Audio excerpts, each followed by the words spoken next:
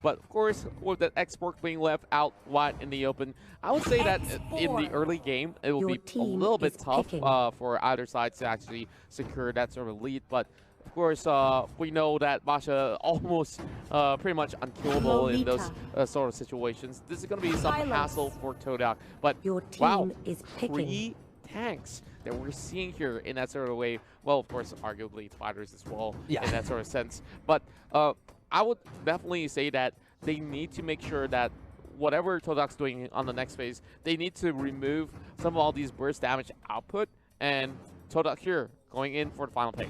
Yeah, the High Loss and Lolita, it seems like these two heroes have been the new favorite duo for most of the teams to go for, and that's the case. High Loss has been banned now, I believe, in day 1, but now it's getting through just like Grok, just like Kaja. Even Xbox has gotten some leniency. Teams are now letting Xbox do simply because they realize that, hey, you don't have to necessarily ban out this hero because there are ways around it. And I think from day 2 onwards, from yesterday onwards, the solution has become clearer and clearer. Lunox will be the final pick for that phase 1 for Todak, and Geo, they will ban out Archive. Well, we're seeing that Archive, of course, being removed, but then again, Todak can always go for that Franco as well. Remember, they have picked a whole lot of Franco throughout their entire run as well, so I'm definitely seeing that they have that sort of a run that they could possibly go in for that. And that's definitely one of the picks that has been seeing the light of day back in the playoffs of the MPL as well. But of course, I can't really go back to the past. It's all about the future and the present for Todak here, because if they slip out right here, they will be crashing out. So they cannot afford to slip up. Now, for the final ban, it seems like they're going to go for some options right here, and there will be banning out that carry. Well, I love the cameraman, man. Like, they just showed it. Okay, covered it to let's pick a category, go Sizzle Marksman. It's like, okay, any, meeny, miny, mo. Should we get off the Kimmy or the carry? Yeah, I think the carry is a slightly better choice. I think if you kind of read what Joe Esports have been picking, Kimmy is not on top of that list. Got a quick shot of the cameraman. I love the camera work. But Cho as well, he has only been picked once yesterday by Lucky. Excuse me, on day 1 by Lucky from VFM, but today it seems like it's the Kung Fu Hustle show. Cho has been picked so much. Todak and Evo Esports absolutely love this. Different playstyle. Todak loves the tank Cho, unlike Evo Esports, they plays the carry Cho. But maybe Joe Esports this time proving me wrong. They go with the Kimi and they can lock in that. Well, I would definitely say that Lilia would be something that's going to be really effective, especially if she gets into that sticky situation. She can always use her omen and just hit back into towards where she came from. And in the case that if there's going to be any sort of chase coming from that Aldous, well, yeah, it'll get it pretty much interesting, because no matter how you want to press that out, it'll still come for you. But Midstar is definitely going to be that great option if they were to engage. But then again, I'm not too sure about this though. I do prefer the other choice instead, but it's not too shabby of an option. And now Todak opting to lock in that Hayabusa. So we're about to see some great OG shadow kills across the board. Now that we've seen this sort of lineup here, I would say that Todak here is taking a very aggressive approach. Yeah, and Todak, they have played this split push composition. They played this I want to fight you composition, and obviously for this one, Todak just wants to dive straight onto Joe Esports' face. We talked about this Lilia pick. Did not expect to see that, but that is possibly the most important series, especially if you're Joe Esports. They have nothing to lose, practically almost nothing to lose. That Lilia pick, I think it might, let's hope that it might be something that throws Todak Esports off. Well, I'm really looking forward to what the Lilia has to offer, and as the game skills, Lilia is going to be skilling off the charts in that sort of sense, as she'll stack up so much of that ability power. And of course, there's going to be a lot of all these things to factor in as well. Is that Cho going a fighter Cho, or is he going to go in for that sort of a burst potential? And, you know, today we've seen some great run coming from Evil Esports, and they were that team to successfully utilize those Cho in most of this situation. And now we're seeing Todak, of course, not to say that they're emulating it. They have been also playing a lot of Cho as well, but we're not really seeing the Malaysian side using it to great effect. Of course, we're seeing across Access Esports as well as Evo's SG. Now, let's head into our very first game between Sunsparks. Oh, of course, I got bamboozled right there. Geo Esports as well as Todak. Yep, slight visual glitch, but it's fine. You guys did not miss anything. This is, in fact, Geo Esports against Todak, the most important game for Geo Esports. It's like Brazil hangs in the balance. They cannot drop a single game, and Todak is not going to let that happen, at least to themselves as well. That's right, and of course Libra, my horoscope as well, just hanging on over the bomb side, will possibly clear off the lane while we're seeing a little bit of invades from the side of Todak as well. So great hit start for the side of Todak, while Geo and as well as Aura is just mirroring the moves and slowly taking camps after camps. While the Hayabusa is playing pretty much stable at the corner, he's not really going to be challenged all too much. And by the way, I mean, X-Ray, who would possibly think of diving a Hayabusa who could easily just juke you off? Yeah, and I like what Geo Esports is doing. First of all, you pointed out the mirror, and I was about to point out that maybe Geo Esports wants to go for this 4-1 composition. They are going to start off with a bit of crowd control onto X-Ray, who has to juke around left and right, trying to go for Aura, but Homies is there. It might be first blood though, and it will. First blood going over to Geo Esports. Almost catching on to Aura as well, but definitely a tall order to even achieve, because there's just so many of these members of Geo Esports diving right in for members 2-1. He did no other option, and instead of actually hopping right back, maybe he might have a better choices running all the way towards the tier 2. But look at Chiku though, they're already setting something up to take down the very first start in the span of less than 2 minutes. Well, this is definitely some great work coming from Todak, and we've seen them prioritizing objective, and that's definitely the name of the game for them. Yeah, this is definitely Todak's style. They go for that early tier 1. Their fastest record was actually against Evo Esports earlier today.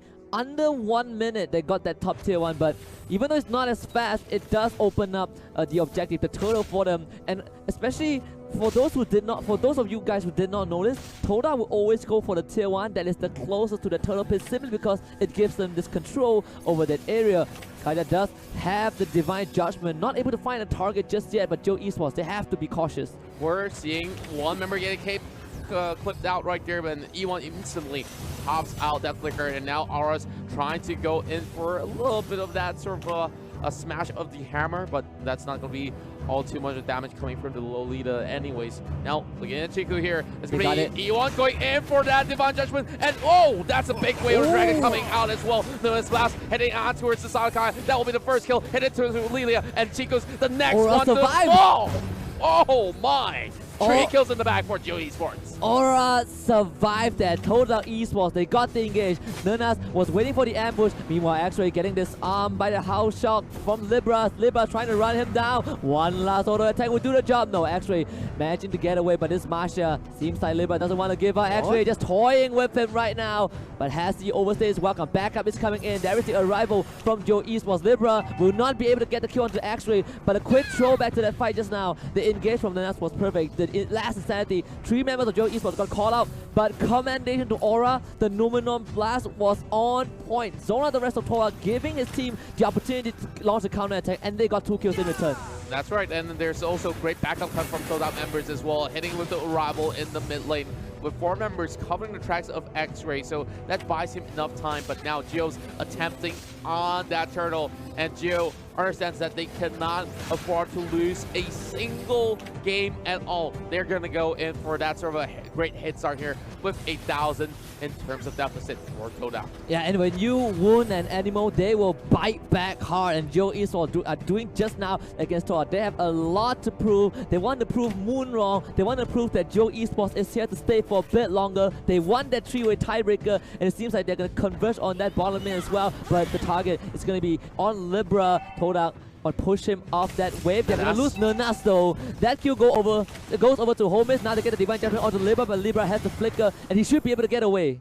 And he definitely managed a sweet escape, while Geo will be able to open up the mid lane. This is going to be some great control of the map for Geo Esports now that they can freely roam across, while Todak taking a lot of time to even try to push Masha off the lane, and there's not enough time to be bought to even crush off that tier 2. But now Aura is going to be spotting out Chiku, and he's just going to be receiving a little bit of that sort of a greeting, and not even securing that camp anyways. And if you pay attention right now, Todak has started their signature 1-3-1 push. Top tier 1 down, bottom tier 1 down. They can send those two solo laners to go for that split push, but right now was kind of call out Will. The Dragon does connect onto it. He does have the Revitalizer. Now the Glorious Pathway, not enough. They pull him back with a Divine Judgment. Back up a bit too late from Joe Esports. Libra as well, getting called out and will be taken down. Nowhere for him to go. The flicker expanded to no avail. Joe Esports, do they still want to continue this? And it seems like the answer is yes. Alright, that's rush right in. You had to live that. Maximum charge comes out from Homies, but Todak, they will go for a full retreat.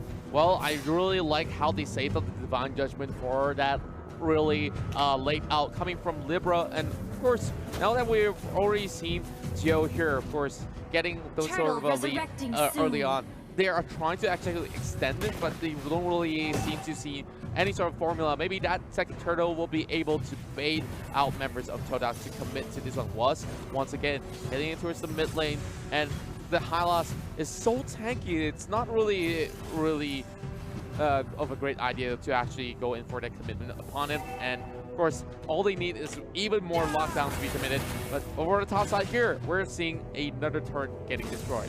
Both teams now have different objectives. Joe Esports won that second turtle, whereas Todak, they want to punish Joe Esports by taking down Masha and possibly going for that tier 2. Turtle will be going over to Joe Esports Libra. He knows that he might be in danger, so he waited as long as he could. They will concede this tier 2 away. Maybe not. They found the X-Ball, but Todak will find Masha in return. The trade that we've been expecting, but we'll see if Joe Esports wants to continue this push. The answer might be yes. And we're seeing 2 ults being committed just to take down the Masha. And for Geo, they're opting to actually focus on mid lane, and that's going to be X-Ray here trying to chunk out all this mid wave, which means that Geo could not afford to actually stay ult so long to push the mid lane. And instead, here comes the Righteous Pathway coming from the Hylos as well, just to be able to clear off the mid wave. Too little too late it was for Geo to stay. Yeah, X-Ray, perfect understanding of what to do. He canceled the recall of this Hylos. He was almost going to reach recall back to base, but the Shuriken managed to cancel that, forcing a reset and giving Todak that inhibitor. And that is what Todak was feared the most. Their split push capabilities, their understanding of this split push macro, and Joe Esports are falling prey to it. Nernas now with that flamethrower is going to chunk out Aura for a bit, but Joe Esports, they're clumping up. They might be ready for a big fight. Now we're seeing that Lord spawning towards the top side of the river as well. Well, there's definitely going to be that setup coming from Geo Esports. The Brazilians here are on the hunt, on the prowl, looking for some of all these opportunities, and Libra is just waiting things out. And now immediately committing towards the Santiku, but instead get caught up on E1 once again with the Dragon combo with another kick. And that will be a dead Masha, and Todak now gets a free tower. Well, it seems like Geo Esports not really respecting what Todak is trying to do, and this is what Todak does best. Get a pick off, get a tower with that as well. The conversion of a small pick is just amazing from Todak and Geo Esports. They're trying to respond across the map, but they are just being split apart by Todak. And you can see Todak right now, they're quickly collapsing on that top lane. If Geo Esports don't retreat right now, they might get caught up. The Glorious Pathway does come out though, the stun, and there's the Luminous Blast. Gonna land the Moon, but Noon goes into that bridge. They also get the kick onto Rod to cancel the ultimate. Can't do the Divine Judgment. Call onto Homies. Homies is now down. It seems like Joe Esports immediately, they ran out of gas. Double kill for the Lunox. Todak, they are finding every single avenue. Joe Esports desperately trying to run away. But it seems like Aura is not gonna make it out. The Lolita gets taken down. Todak find 4. And now it's only down to Libra, and what can Geo do? They're already marching right in. They don't care at all. And now this will be Todak here at least securing that one game to head into the match point. And there's no way Geo can come back out of this game. Todak with that win. You can see that they're rejoicing. They have already secured playoffs with that victory over Geo Esports, and the next step is to get that 2-0 to lock in the upper brackets. Is that Geo Esports completely disintegrate in that game. They've watched Todak play 2 series in a row, but they failed to figure out that Todak always go for that side lane tier 1 to get control of the turtle. They go for the other side lane tower, and they go for the split push. Marsha had to walk the hall of shame because he was not able to find a place to recall, and it was just complete macro brilliance from Todak. That's right, and heading into this matchup, it was Moon once again being the MVP for Todak. And looking at all these members, they definitely worked hand in hand to secure that. And once again, giving credit towards Chiku as well as Iwon because of both of them working together to be able to lock down that Masha, which proved to be a nuisance. Though, of course, you see Libra here 0-3-0. It does not mean that